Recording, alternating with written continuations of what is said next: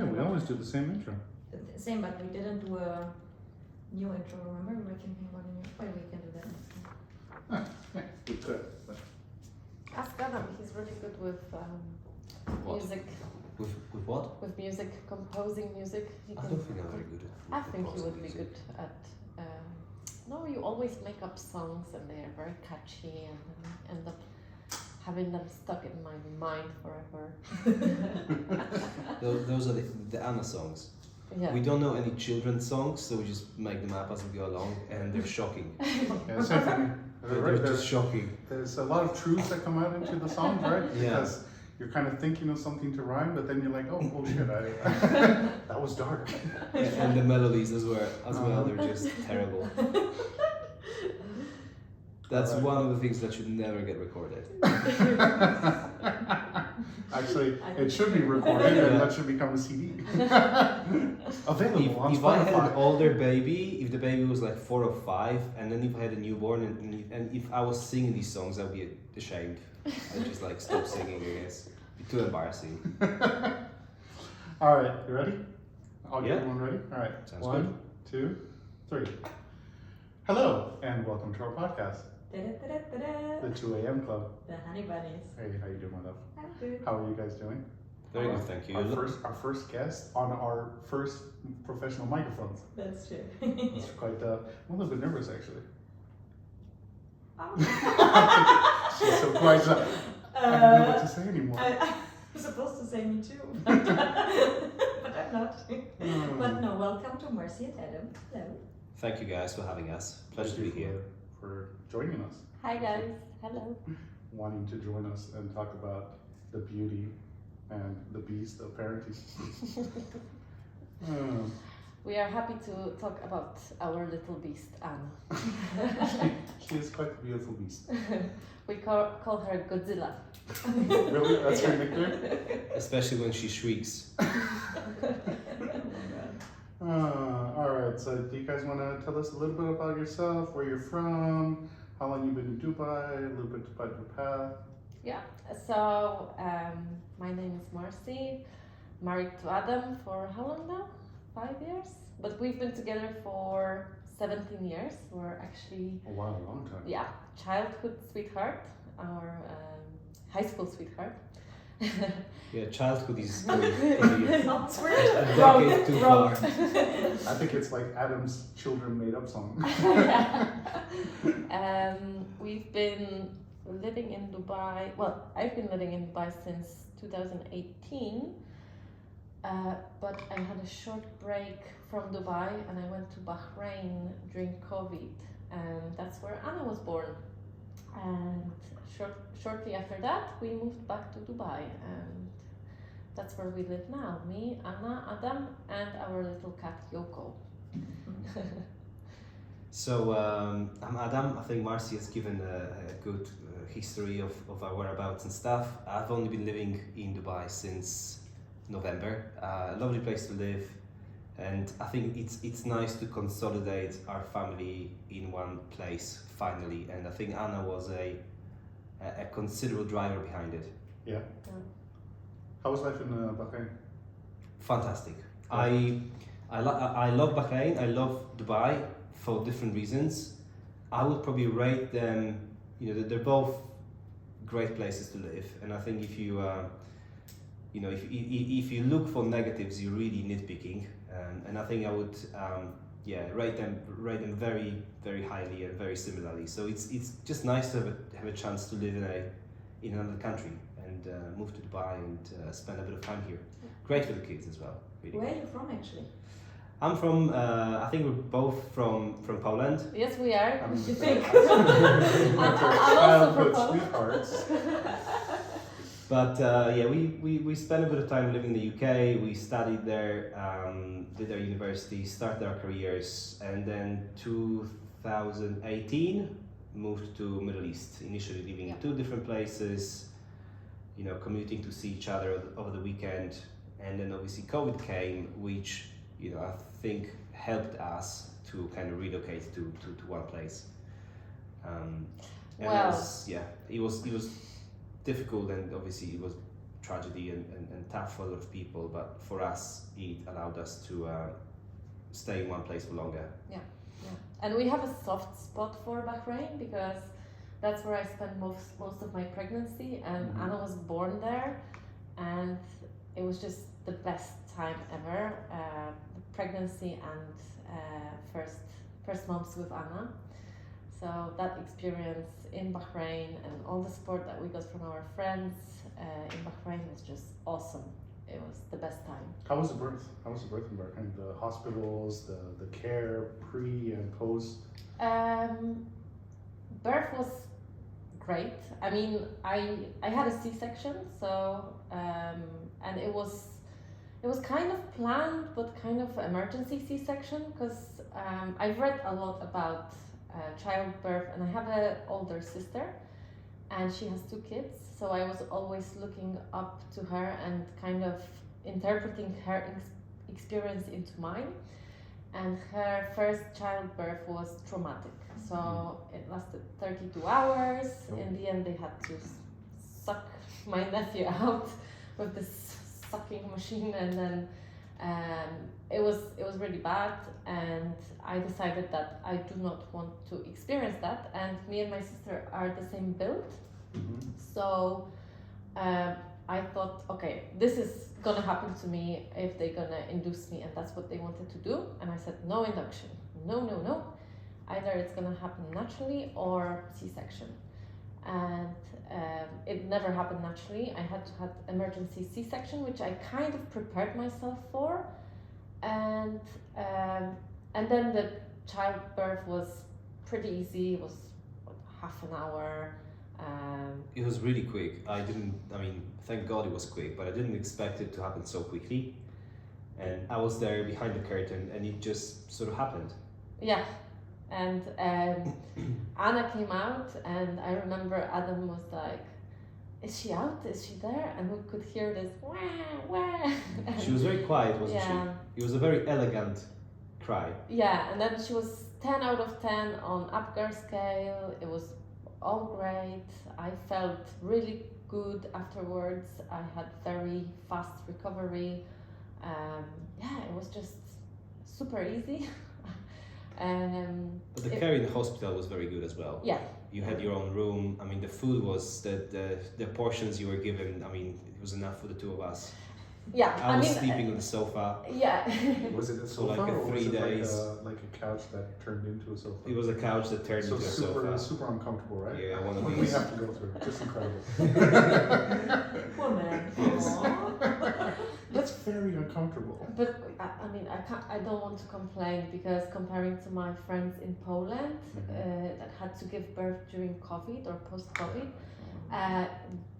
their partners were not allowed to be with them. So yeah.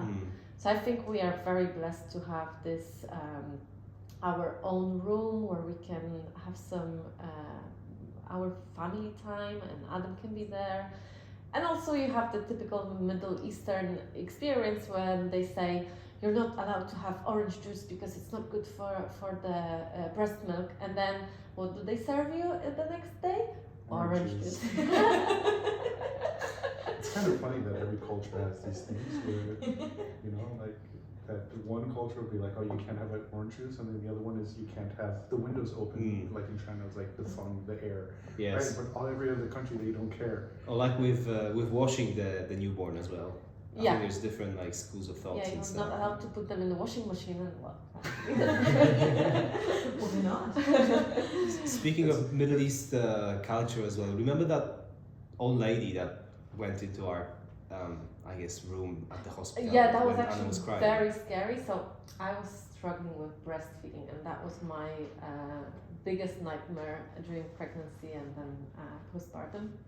I could not, and Anna could not latch, and I was struggling with her, and then she was crying. We were in the hospital. Adam was in the bathroom at the time, and this lady came wearing abaya, wearing headscarf, and I was holding Anna. She was crying, and this lady came to me and she said, "Oh, baby, can I take her? Can I take her?" And motherly instinct was like, no, no, get away from my baby. I got so scared. I don't know why, but I thought that she will grab my baby and just run away. And then she left. And then Adam came out after a few minutes and he was like, what's happening? And I was just so scared. But I never saw this lady again. Sounds like the witch of Bahrain. It was all very Sounds strange scary. because I didn't even hear anything. Are you sure? I think that was a witch of Bahrain. Yeah. Could be like a next horror movie. Oh my God. Possibly. Yeah, but then after coming back home, I remember this funny story. Adam was in such a shock that we just had this little baby. And we went to Starbucks drive-through, and Adam ordered 2 Nespresso Frappuccinos because it was really hot, and he paid for them. 2 for him? No, Ah, 1 for me. 1 for you, okay. All right. And then he paid for them and left and drove off. I also left a tip. Yeah. And after like a few seconds, I'm like, where are you going? Where are the coffees? And then he had to reverse back to the drive-thru, and the guy was just laughing. So that, I think, shows how Adam's state of mind during. Yeah, your brain gets rewired. Yeah. Were you ready to have the baby? Were you guys like prepared before, mentally, physically, everything ready, or did you guys just say, all right? I mean, it seems like Adam didn't even know they were having a baby. So like afterwards at the Starbucks, like, oh shit, I have a child. I need to go now. Yeah, no, I think it's, in terms of being ready, I mean, thank God pregnancy is like 9 months, because I think if it was like 2 days, then obviously, it can get a bit all over the place.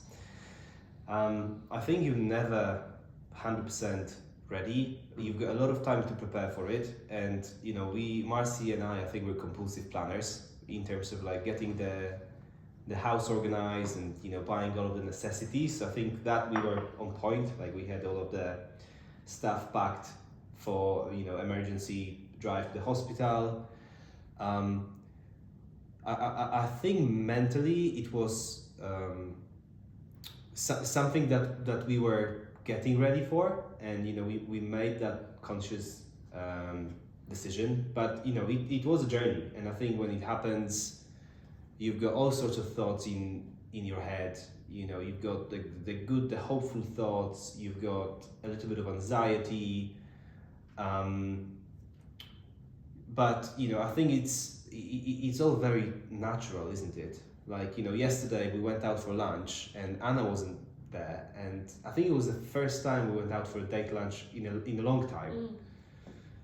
And it was nice, but I kind of missed her, I mean, you can eat your lunch without having to run around the restaurant after your toddler. From that perspective, it's perfect. And you don't have your child smashing plates and climbing stuff. So yeah, it was kind of boring. It was a bit boring. And we spent a lot of time trying not to talk about Anna, but we always went back to talking about Anna, didn't we? Yeah. It is crazy actually. We were friends the other night, and then we were just talking about kids the whole time. And then someone was like, "Okay, can we change subject?" And then eventually we just came back to the same subject again, right? Like, we're trying consciously not to talk about them, but somehow you. and the kids weren't even there. Yeah, exactly. They were not even there, Oh so my God. we were enjoying alcohol and we're sitting and eating, and we're just talking about the kids. Whoa. And then I think it was Phil. I was at the hot pot. Ah, right, And then right, I was right. like, and then he was like, okay, can we like really change subjects right now? And his wife is in France right now with the kid, so he's like sleeping in late. He's watching movie. He went to the movie. You kind of hate him. Yeah. Like, fuck you. And he's sleeping in late. He's doing work around the house. Please stop, because it's making me angry. But yeah, it is crazy that somehow afterwards the subject goes back into the kid. It Always, does. always. Yeah, it definitely does. So And what then- do you? Sorry. Go ahead. So no, go ahead. What do you think was the most surprising for you, being a parent? Like, what was there like after birth? Okay, you mentioned breastfeeding was difficult. Did you expect it, or was it a surprise? No, I planned to be breastfeeding mom because breast is best, and Breast is best. everybody That's a keeps t-shirt, saying it. sorry. Yeah. Breast is best. And I really prepared myself for having this breastfeeding journey, and I read all about it, and we hired a doula. She was helping us with the breastfeeding. But it just didn't work. It didn't work for me, it didn't work for Anna, and I just couldn't. I think it was very tough on me. I was borderline depressed about not being able to breastfeed, but Adam was really supportive. Adam was like, just give her a bottle, it's fine. Nice. Simples, right? Plus, I can feed her as well, and I couldn't do that with my breasts. Although she was very interested in Adam's nipples, but she was not interested in my nipples at all. She's very intrigued by my nipples, strangely. But I was pumping for a while, and then giving her both formula and my pumped breast milk. But then after I went back to work after 3 months, I was like, it's not gonna work. I mean, I'm in conference calls, breast pump is making noise. I don't want to explain to people what is this noise, so I decided to stop, and then Anna got COVID, and then she was 3 months old, and I got COVID, and then I gave COVID to Anna, and then at that point I was considering going back to pumping again, because breast milk will provide the baby with all the antibodies, but Anna recovered within 1 day. So but I think it's because I was also sick. I had COVID when I was pregnant. Yeah, so you Same. should get them. Same. Yeah, You and it doesn't affect. You got the vaccine while you were pregnant. The third one, the The third booster, one. and I got sick, so Munanu And was you got pretty sick, yeah. protected, I think. Yeah. Same with me. I had three times I was vaccinated. I had my 3rd dose when I was pregnant. They just asked me to wait until the 2nd trimester, and then I got COVID when we were in Iceland. I was 5 months pregnant. We were climbing volcanoes and ice As caves. a pregnant woman does. And then I got COVID in Iceland, and then I got COVID again. But I think that's why Anna was so good when she got COVID, because I had it before and she had all the antibodies from before. So, but that was very scary, because you get the small brand new baby, and only at 3 months she's getting sick. So Yeah, I had to take her to an ICU, right? Yeah. And she got swabbed and all that kind of stuff. It was very strange, because now obviously she's got a runny nose and you're kind of used to that. But the first time she's poorly, it really hits you how vulnerable she is, and you just want to do something. You kind of feel a bit powerless. But Yeah. thank God it doesn't affect children as bad as it affects grown-ups. But Yes, it there's is, a reason. it is Well, crazy what how resilient kids are. I mean, we feel powerless, but then you look at them and you're like, okay, you guys are actually really, really strong compared to what mentally you have this image of a baby, and then you're like, oh shit, like when they're climbing and they fall and they give you that look and you're like, oh, okay, it's not that bad. Okay. But that's Yeah. what my friend, she's a pediatrician, and I was like, wow, really? Like pediatrician, that's tough, no, on kids when they're sick. She's like, yeah, but you know what? They're the much better patients, because they're not as whiny as as adults. So she actually chose to be a pediatrician. Yeah. Yeah, that's, Yeah, I think my breastfeeding, it's interesting. I mean, for me, it was I would say, it I was never also, let go. That was a problem. what? No, I mean, I also had, we also had our trouble, because Munanu was in NICU. So, but that was also the lucky part, because he immediately got the bottle within the first week, because they asked me, because he was in this thingy. And like you say, actually it was nice for you as well, right? For the give the bottle, and I was pumping, and I had so much milk. My problem was I had too much milk, so my boobs were constantly infected, and this mastitis and so on. And I was going outside and just within an hour I would be touching and it would be, hard and I would be like so stressed. And like you said, when I went back to work, I was at home 4 months and then I went back. It's like, it's impossible. Honestly, I have no idea how you breastfeed at work. For me, I'm in a meeting, like, oh, excuse me, Sam is hungry. Can we have a break, please? You can't time that, yeah? I was still fortunate because I was mostly in home office. But even then, it didn't work because you have your meetings, you have your stuff to do, and you cannot really accommodate a baby schedule. Yeah, so and it's crazy how it impacts our mental. Because for me, I was not in my mind this super breastfeeding mom for 2 years. I was like, okay, let's see what happens. But I did not imagine it being that complicated. I'm like, wow, because as you say, right? Well, it's natural. So I think you think, yeah, it's natural, but well, not that natural. This is actually really hard. I think it's natural for some women, and I have friends who had no problem with breastfeeding. Straight away after baby is born, they latch on, they breastfeed, and everything is nice and amazing. And I'm this mother who struggles, and I have those nipples that don't work, and the baby who would not latch on. And but also I had really, really great support from my mom and from my sister, and they said that it's fine if you bottle feed, it's not the end of the world, and that really, really helped me.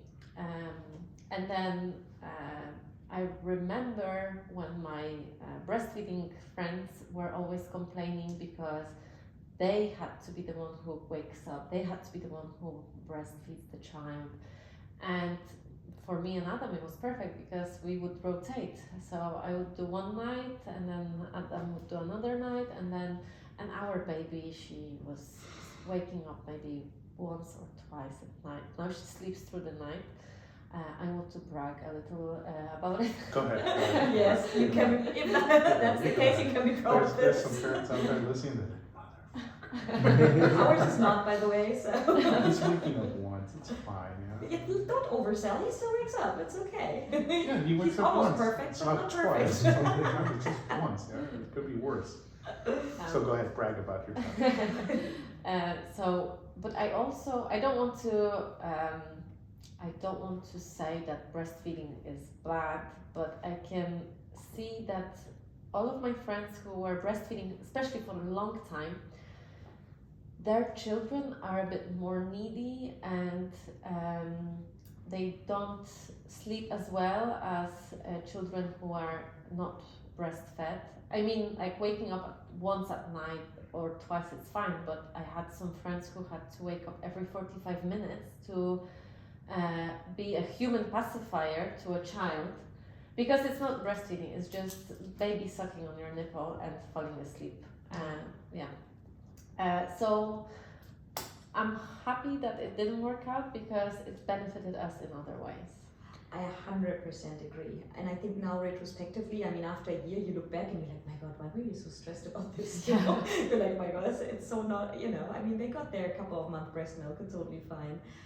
But yeah, I agree. There's so much stigma around it. And like you say, this being attached only to you, I think it was so nice. And honestly, I was also mentally not able to do this all by myself. Mm. I think I didn't even change a diaper until week 3 or something like this. I think you still don't change. still not the biggest diaper changer. Yes, that's correct, and that's fine. I'm not missing anything. So I think this was really. Svenja, you have to do one eventually. I did. She'll do mine. But I think the important for a lot of dads, I also say, like what Adam was saying, was the crazy part is you actually can share in the experience, because a lot of moms, they have this, they're the only ones that have that experience of, of course, once in a while your kid, you're shirtless and then he'll grab onto your nipple and you're like, all right, whatever. Also, whatever.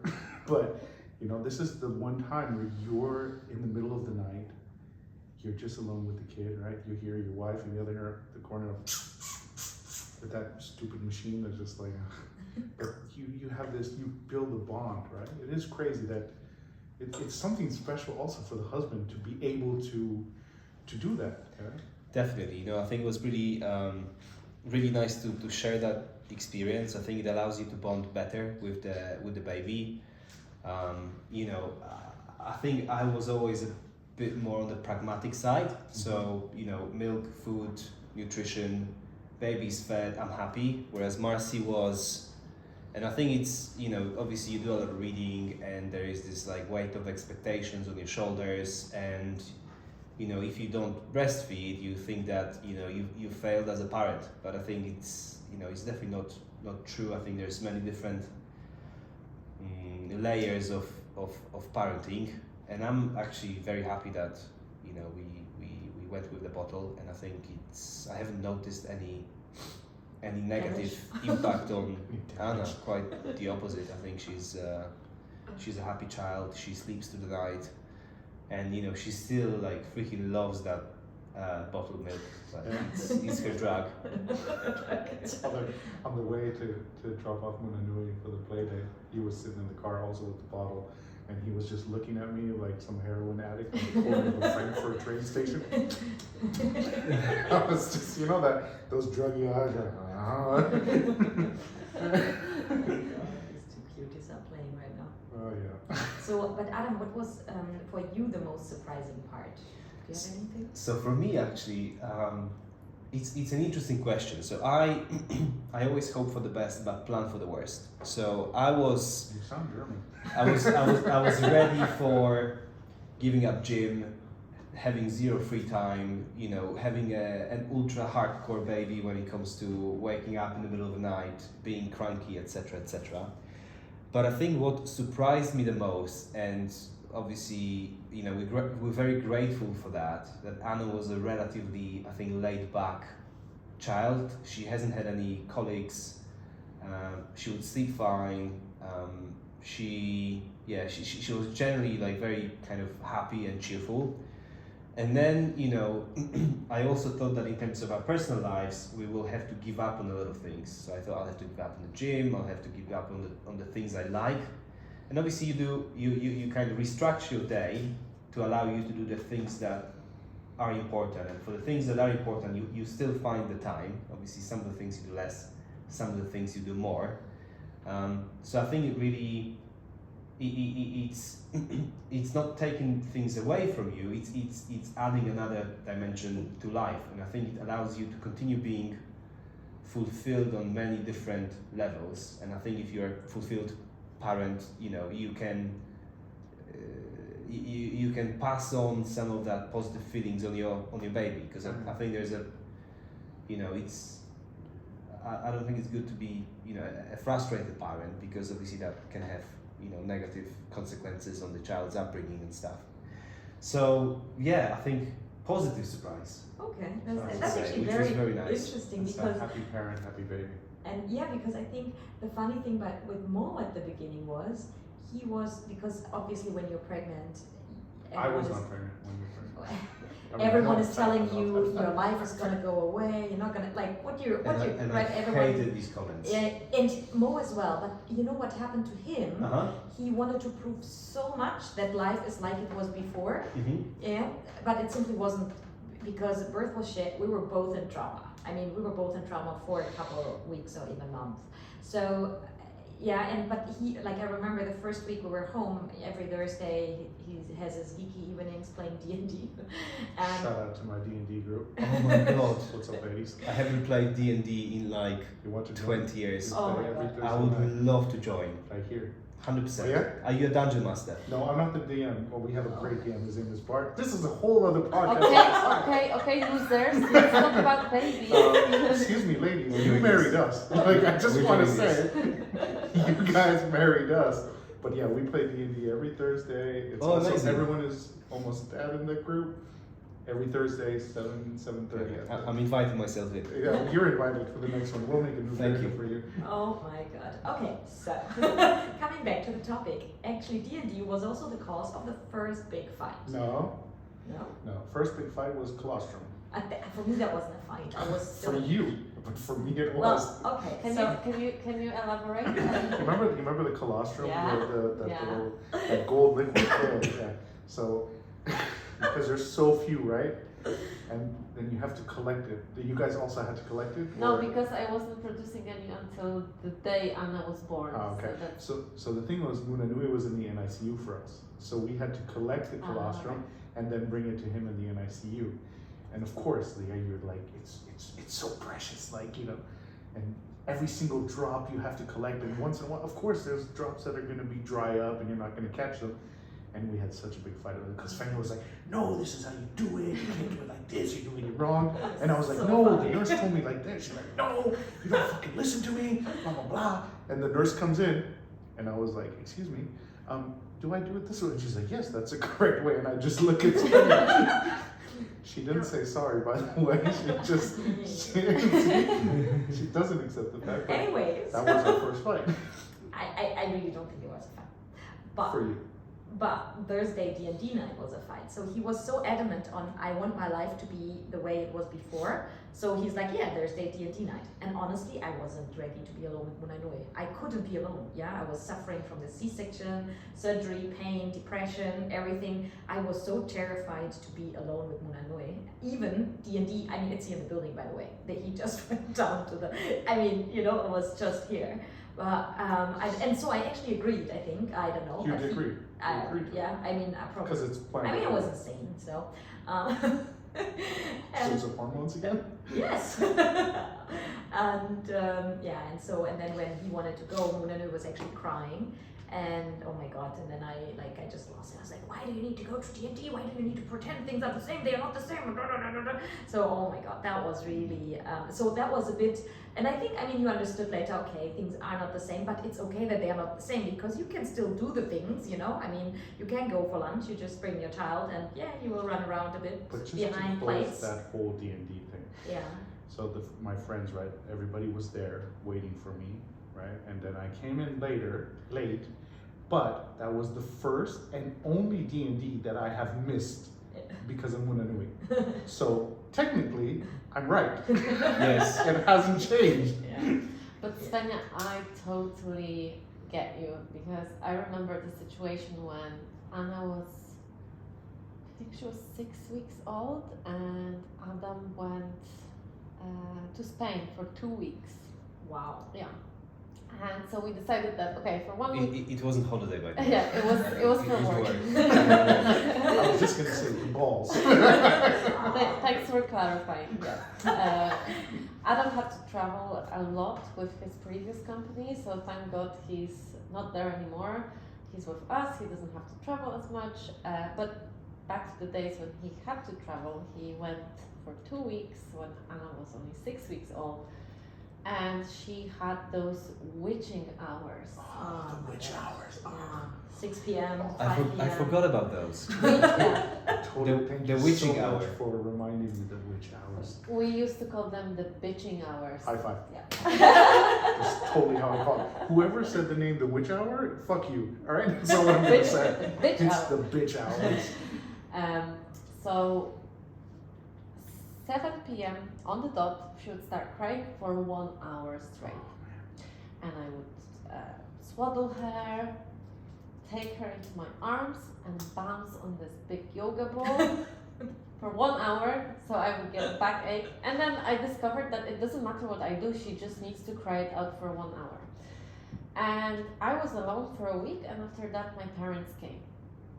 And they were helping me out, but I remember that one day, because my parents, they live in Poland, and we don't have access to pools. I mean, we do have pools in Poland, but it's not like in the Middle East that you live in a tower and there's like 3 pools, and you can use them, and a jacuzzi. So obviously when my parents came to visit me, they wanted to have some time at the pool. So they went to the pool, and I was alone with Anna, and I could see them from my window chilling on the pool. And then Anna had this witching hour, and I just started crying with her because I was like, this is so unfair, they're at the pool, and I'm here with this crying baby. And it was just, I had a crisis, and I thought that my life will never be the same again, and I'm just missing out, and it's not fair. Adam's in Spain. He can sleep, I cannot sleep, and it was just I think it was just the accumulation of everything. So I totally get you. Like sometimes you just have one of those days, and that's when everybody leaves, and you have to deal with this crying baby, and that's when shit hits the fan. I mean, you cannot imagine how exhausting a crying baby is. Yeah. So I'm only feeling for it, because honestly, and that's always what I say. I mean, I felt so exhausted, but Nuri was an angel child. I mean, he was really a good baby. Okay, he was eating super. His halo was held up by thorns. No, he was, I mean, come on, he had no colics, he was sleeping well. Okay, he drank like super slow. Yeah, that was annoying. But that's why also he didn't have a I don't compare colic. him to other babies. No, because but they're not my babies. I know, but I'm It's just my saying, baby. I'm just saying, like, just having, an hour, half an hour, 5 minutes, actually it doesn't matter. It just, in general, a crying baby is so exhausting and can drive you crazy. Talking about crying babies, this is new on our program now. We will be now, if you have to take a little bit of a break right now, while you're listening to us because you have a crying baby or you have a crying husband or a crying wife, now would be the good time to press pause and then come back to us later on, whenever you're ready. But anyways, yeah, crying babies, yeah, it's really a pain in the ass. But I think Marcy just gave me a good hint on the next question I wanted to ask, your support network. Obviously, you being expats, being in a country that you maybe call home, but where probably your family is not located. So how did you feel in terms of friends, family, or being alone? How did that all go in the first weeks and months? Well, we were very fortunate to have two couples that were pregnant at the same time. So shout out to our friends Rob and Jen in Bahrain and Magda and Pavel here in Abu Dhabi. And we were sharing our experiences, and we were giving each other tips, which was really, really good. As I mentioned before, my sister was, I have an 8-year older sister who had 2 pregnancies, and she was also giving me advice, which sometimes was not very accurate. I mean, as Adam said, we were getting a lot of advice like, oh, forget. Don't drink orange juice. No, forget that you're gonna sleep through the night, baby's gonna wake up, you're never gonna do this or that again. Yeah, it was all very demonizing. Yeah, but some advice was really, really great. So I remember when Adam's mom, who's a teacher and she runs her own nursery, she also studied speech development for a long, long time. So she gave me very, very good tips, like when you deliver a baby, they usually have very long nails, and what people do, they put mittens on their hands. Apparently that's a no-no. You shouldn't do that, because that's how babies develop their speech, with their little fingers. So they stimulate their mouth by touching their mouth with their little Maybe hands. scratching their mouths. Yeah, but it's just easier to just, I know it's scary that you have to cut their little nails, but it's really, really better for them to do that, because in the end it will benefit them with their speech development. So stuff like that, or my mom would also give me really, really good advice and a lot of support, especially on that breastfeeding thing. That was very much needed, because I felt like shit that I'm not able to breastfeed, and all the women around my network were like, don't worry, it's fine. Men had always the same answer, just give her the bottle. It's so pragmatic. It's crazy to say that, right? It's no brainer. It's a no-brainer. Just But give them the not all bottle. men. Not all Some men, but a different majority of examples. them. A majority of men just say like, all right, fuck it, just give them the bottle. Like, if it doesn't work, it doesn't work. Mm. Yeah, and then there's a lot of kids around the world that don't breastfeed and let them bottle. Yeah, my mom. But could you maybe just coming back? Sorry, honey. So anyway, go ahead. Just going back to the network. Then did you have like friends coming over and helping you with Anna, or it's really just most important to have someone to exchange your experiences?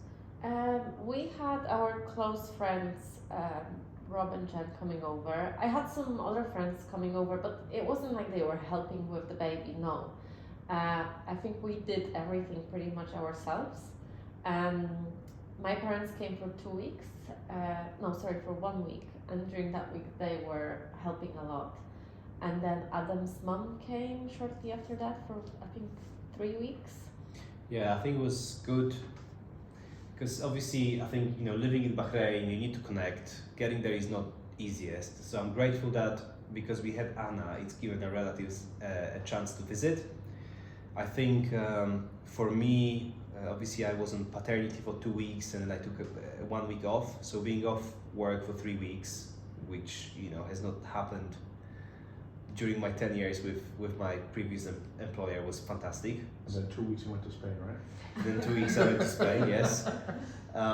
So I think that was good. We had a little bit of emotional support from our relatives, our friends, but we also had a lot of, I think, pragmatic, practical support because of being based in the Middle East. Yeah. It's really convenient here. You can get a nanny. We had a cleaner coming twice a week. So from that standpoint, I think it was really, it was a real privilege. Yeah. And I of guess. course, after having a C-section, you can't really move, you can't really do much, and you need to focus on recovering. So you can't really lift anything apart from the baby. So having that lady coming in twice a week, changing bed sheets, changing towels, because she did all that for us, it was just really, really good. And also facilities in our tower at the time were great. So we could enjoy going to the pool, going to the gym, just chilling in the jacuzzi. So I can't imagine doing that somewhere else, like in England or in Poland, where especially in winter you have to put layers on that baby and then you have to dress yourself. Being in the Middle East in April, because Anna was born in April, the weather was still good. You could go out for a walk, you didn't have to put a lot of layers, you just put on your slippers and a sundress and that's it, and you go for a nice walk. So I think the circumstances were really good, and yeah, it was kind of, I don't want to say easy, but I think it was easier than what we've imagined. Yeah, I think it was quite idyllic. Yeah. Like, the way I recall these first 2-3 months, it was really nice. Adam was playing Elden Ring for every day when Anna was born during his paternity. Yeah, it was when she was sleeping. What is that? It's this Computer game? Yeah, Okay. PlayStation game. And she would always, I mean, Mo, you will know, it's a notoriously difficult game. And she would always wake up when I was, nearly on the verge of defeating the next boss. And I would die. So, yeah, that's a little Elden Ring story. Okay. But I've now beaten the game. But it's very interesting because I think you guys hang out around a lot of people that had kids. So in your mind, like you said, somehow you expected the worst scenario and actually had and then it got better as you thought. For us, we didn't have people with kids around us, and I think we didn't think about it being idyllic, but it was a lot worse than we thought. So really? Yes, a lot. I really believe that the key part was indeed the birth, and we being in NICU, Yeah. and the whole near to death experience was horrible. So I think. Just the start was really bad, and then it just took us a long time to recover. I'm still not sure we recovered. I remember when we went to the baby massage group, and the lady actually telling us, because then people shared their birth stories, and we were the only one actually crying. And then she's like, oh yeah, maybe you have PTSD, and so I was like, oh wow, you can have that. So so I think so for us it was so much worse. But it's really nice to hear that it actually can be different. And I think because we always say, oh, we want to share the truth because it's so hard, but then maybe we just didn't know because we didn't have people around us. Exactly. That's our truth, and that's also what this is about. That there is different truths. Exactly. Yeah? Like parenting like a child. Every child is different. Every parenting style is different. Yeah, that's the truth. Exactly. Every childbirth is different. Every childbirth is different. Even if they're all vaginal or they're C-section, they're all different stories. Yeah, that's the whole thing. But so your mom is a teacher for? My mom was a teacher, I think, primary school teacher for well over 20 years, and she's now started her own business, which is a nursery. But it is she's very passionate about it, and the nursery is amazing. I mean, even by, I think, Dubai, Middle East standards, she's got a lot of theoretical knowledge, she's got amazing equipment, she's got great, motivated staff. It's very small kind of groups of children. So it's a really, I think, kind of conscious, I don't want to use the word like upmarket, but it is a very professional organization. So it goes to the question I'm going to ask now is, do you see your parenting style now? Is there a lot of it, and then I'll ask for you after, is it a lot of it that comes from how you were raised as a child? Do you look now at Anna and you look at your mom and you're like, oh, well, actually, like... That's a really good question. There's a lot of things, obviously, when you have a baby, it allows you to relive your youth a little bit, and there is kind of like glimmers and flashbacks of when I was a baby, but I don't really, I think I recall my parents' parenting style a lot more when I was early teenager, in these kind of formative years. I don't really recall it much when I was a very young child. So I think it's difficult to find differences or similarities. I would like to think that I've kind of developed my own style, and that's mixture of reading, mixture of practical things, what works, what doesn't, and obviously we're only starting our journey, so I'm sure it will change, it will evolve, and develop as we go along. But have you talked to your mom about it? Like, has there been instances where you're like, hey mom, actually, how was it when I was a kid? Or does she like telling you, maybe... They always say it was difficult. With Marcy. As a kid, not as a married. So I was supposedly a textbook child. Like, I was easygoing, like I didn't cause too many headaches. By the way, Anna looks like Adam, and I think from what his mom says about him, she's also behaving like Adam when he was a child. So I remember when she said that she brought him back from the hospital and put him down, and he slept for 6 hours straight. So she had to wake up and check if he's still breathing, because she thought this baby is dead. And I like to sleep. And we did the same thing happened with Anna. We brought her back from the hospital. We put her down in her crib. After a few hours, I'm like, why is she not crying? She's still asleep, and she was sleeping for a long, long time. And I think him and her, they're just the same in that way. They just like to sleep. Would you raise Anna the same way? Like, when you think about when you remember the parenting you got from your parents, would you do it the same, or would you do it different? I mean, of course, this is in the future. Yeah. I mean, now that you look at it and you're like, okay, this is kind of how I'm gonna parent my child. Mm-hmm. Because we're all in that journey right now. So I think there is, there is, I think as a father you have two main, I think, responsibilities, and they're both around education. So one is, academic education, and I think I would like, obviously, Anna can do whatever she wants in life.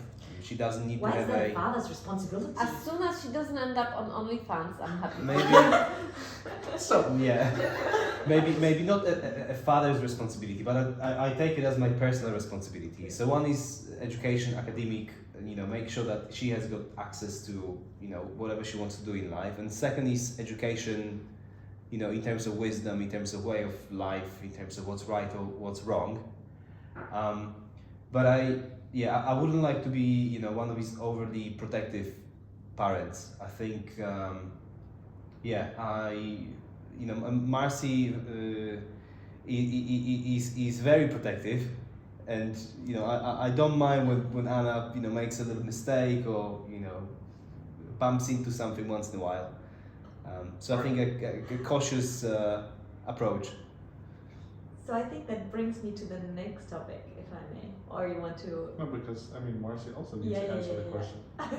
Because apparently, one mistake and she might end up on OnlyFans. Okay, let's Just Anna will never have like a webcam or anything of that sort. but I think let's put it in another perspective. So obviously you have a different idea maybe for parenting. So maybe you can let us know what's your idea, and then also what happened to your partnership, or did something happen, or how do you two, as being partners, experience this, especially when there's maybe different opinions, and how did that go? Okay, so answering your first question, raising Anna, I think Adam's parents have different experience because they raised two boys.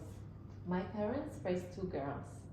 So, and I think raising a boy and a girl is totally different. So I need to make sure that my daughter, she can support herself. She has to be strong. She has to be a little feminist. So from now on, I always, like, since she was quite small, I always give her choices in terms of what she's gonna wear. So every day I give her two t-shirts or two outfits, and I ask her, Anna, what would you like to wear? I think sometimes it's just a chance which one she's gonna grab, but I want to make sure that she's decisive and she knows what she wants. So that's the first thing. Second thing, I kind of mirror my parents when it comes to parenting style. They're quite laid back and they're very loving and very caring, and I always had a lot of toys and they would allow me to do pretty much everything. Made by your dad too. Yes. Your dad makes some great toys. Yeah, he's really good with woodwork, so he makes toys for Anna. And I'm scared because we're going to Poland and apparently he made a lot of toys. You don't even scared.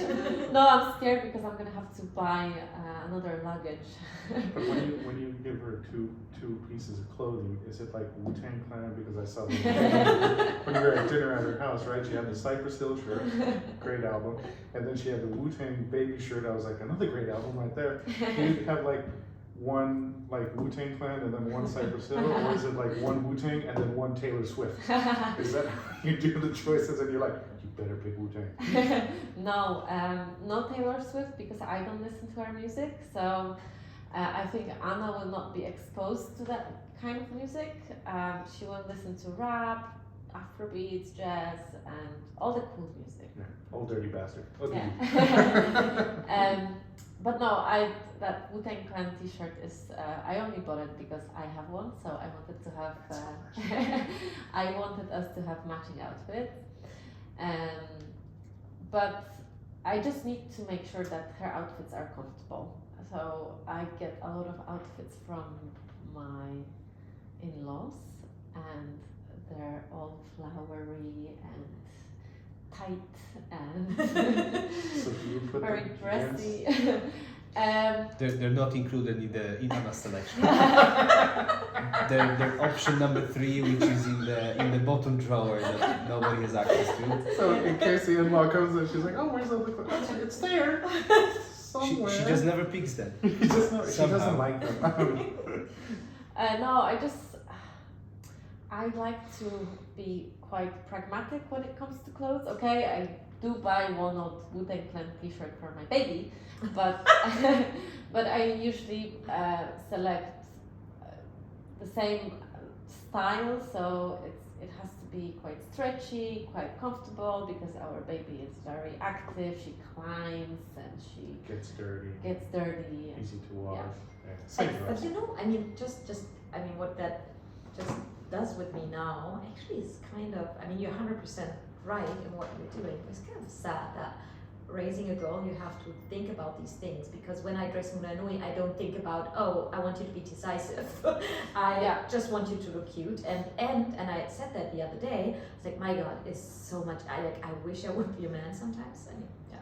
I mean, because dressing a man, dressing a boy, it's so easy. Short pants, t-shirt, That's Yeah. it. Also, you can buy like shorts for pants that are made for girls and put it with a boy shirt, and it just matches. I buy Anna's clothes in boys section most of the time because they're just much more Pragmatic. They're easier. They're yeah. made to play around. They're Yeah. not made to just like look pretty. look pretty. Yeah, it's really exactly. crazy. Yeah, this whole blue and pink thing. I mean, and I read an article somewhere that we're going backwards. So apparently these stores for boys and girls, it's getting more extreme again. I was like, Yeah. come on, seriously. But I mean, it's crazy. We have to think about this as a woman, or later as a girl, as a teenager. You know, I mean, you have to raise. Like, yeah, I agree. Yeah, and the other way around. I mean, for me, that's why it's so important with Muna Nui that we raise a good boy and Yeah. later man that respects women, right? And that respects feminism, or is actually a feminist. Yeah. I think the most important thing for Anna to have around is to have good role models, and I think our relationship will teach Anna how to behave in a relationship and what to expect from her partner. So Adam is very supportive, and I think we have amazing relationship, and I'm very grateful for that. And Anna is always surrounded by love and respect, and we don't fight, and a lot. Well, we fight sometimes, but we don't fight a lot. Certainly, we don't fight in front of Anna. And I think that's very important that she has this role model, especially Adam as this great role model, because later on she will know what kind of partner she should pick during her life. And if she has a bad role model dad, then it can impact her relationships in the future. I mean, they learn from us, yeah. At the end of the day, the apple doesn't fall far from the tree. That's why there's those sayings, yeah. The more now that I'm like every day you're more in, like every day is a new parenting day, and I'm like, oh yeah, there's a lot of these old sayings. I'm like, oh yeah, I really get it now. Yeah. Like it takes a village. Yeah. Before I was like, whatever. Now you're like, I need 2 villages and a city, you know? And yes, the apple doesn't And an fall far army. from- And an army, exactly. I need an army, I need the whole thing. Just, you know what, just give me the whole city. But yeah, there's a lot of these things, yeah, and they do learn from us, and so but it's nice to hear that you guys are, that you guys are confident in yourself, confident in your couple, and that confidence is something that Anna, you know, inshallah, as they say here, will pick up, and normally they do, because that's how you teach them, and it's the same for us. Yeah, we're confident as people, we're confident in our couple. Yeah, of course we fight more than we did before. I mean, that way for us it was definitely, because we never fought much, but except for I think maybe the first years there was, so we have a safe word, we implemented a safe word. I think we've talked about it in one of the episodes before as well, where when we start having an argument and it's getting too much, you can say the safe word and then we just stop, because you know, if you say something that you can't take back, you can really damage the relationship, right? And so and we had to say it a lot more. So I think now it's better, right? Yeah, much better. Much Way better, much no, better. Because you listen to me. But I have to say, recently I feel also my hormone. I mean, I'm easy to explode. I don't know, but I think it's really I heard just recently you need around 2 years to recover from birth, and the hormones after breastfeeding, it takes a long time until it's all out of your body. So recently I really feel some changes, and I'm like, okay, why am I that like exploding? Yeah, I should. You know what's funny? Yesterday we were driving somewhere and we were passing the Russell Core where flamingos hang out. And I said to Adam, did you know that flamingos lose their pink color when they have a baby flamingo, and that pink color only comes back when the baby is old? I can really relate to that. My pink is gone. Wow. I did not know that, but you know what? That's a really good thing now. So That's a really good analogy. My pink is gone. my pink is gone. I'm blue now. I'm actually wearing blue. I'm actually wearing pink. Oh my god. Was there anything that Anna taught you guys? Like, was there anything you discovered about yourselves that becoming a parent that Anna like taught you as like you discovered about yourself that you didn't even know existed? I think the main thing that I guess it allowed me to do is to kind of live a bit more day by day, because they develop so quickly and they discover new things, and you know I think at these early years every day they kind of do something different, and if you're away for a week, you know the baby has got new skills, which is amazing. So I think it allowed me to kind of pause a bit more and live in these like day-type compartments and just focus on the moment and just look at her and adore her and be proud of how quickly she's growing. I don't know. I remember when she was born, and we used to call her our guru, and I think that's what she is. She's our guru. She's our spiritual leader. Yeah, she's our spiritual leader. We're not very religious, me and Adam, but it kind of changed. Like Adam said, it makes you pause and it makes you cherish those little moments and just enjoy playing with her. Or yesterday she was almost falling asleep, and I came back from my pedicure appointment, and I didn't know that she's falling asleep, so I just went into her room, and when she saw me she got super excited. She started jumping on her bed, so I couldn't just leave. I had to stay with her, and I stayed with her for maybe half an hour until she fell asleep. And she was touching my hand, and she was looking at me, and it was just the best time, and I didn't mind staying there, and I wasn't thinking, oh, okay, I could be chilling on the couch with a glass of wine and watching TV. No, it just doesn't occur to me anymore. Like, those things are not important. What's important is now and with her, and I know that I will never get this time back, so I really need to use it with her, because she's gonna grow so quickly, and I always think, okay, this might be the last time when I'm bottle feeding her in my arms, and actually I don't do that anymore because she can hold her own bottle. So I think it was 2 weeks ago I was bottle feeding her, and I was thinking, this could be the last time when I'm actually holding her in my arms and bottle feeding her, and I think it was the last time. So I was like really cherishing it. So yeah, she just teaches us that. Yeah, this could be the last time. I think that is probably one of the phrases for any parent. Yeah. Is everything could be the last time. There is gonna be your last diaper, your last bottle, your last nipple, your last kiss. This is the last time. Yeah. This could be the last time. It really puts a lot of things into perspective. Yeah. It's 100%. really, you get that work smarter and not harder to enjoy the smaller things, right?